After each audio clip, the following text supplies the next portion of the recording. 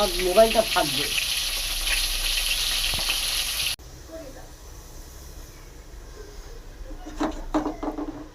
আজকে আমি বানাচ্ছি এগ কোরমা।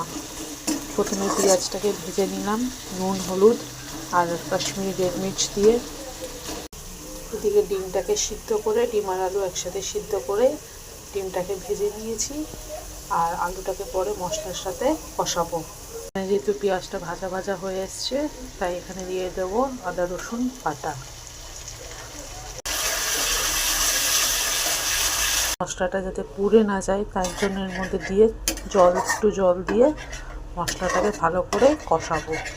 এরপর দিয়ে দেবো আস্তে আস্তে কিছু গুঁড়ো মশলা। এখানে দিয়ে দিলাম একটু হলুদ, তারপর দিয়ে দিলাম একটু কাশ্মীরি রেড মির্চ কালারের জন্য, দিয়ে দেবো আন্দাজ মতন জিরের গুঁড়ো, দিয়ে দেবো একটু ধনিয়ার গুঁড়ো,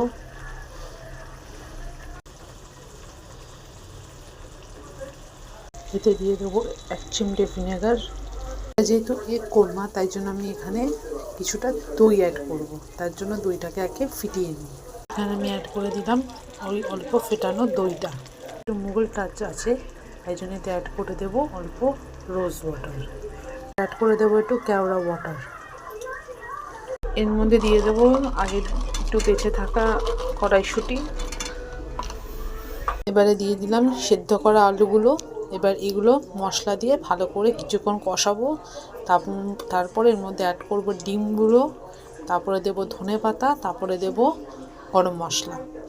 অল্প করে একটু ধনে পাতা দিয়ে দেবো যাতে একটু ফ্লেভারটা এই গ্রেভির মধ্যে যাতে হয়। এখানে ভাজা ডিম 3টে অ্যাড করে দিলাম, দিয়ে দিলাম ধনে পাতা। এবারে দিয়ে দেবো আমি গরম মশলার গুঁড়ো। এবার এটাকে ভালো করে আমি কিছুক্ষণ রান্না করে নেব।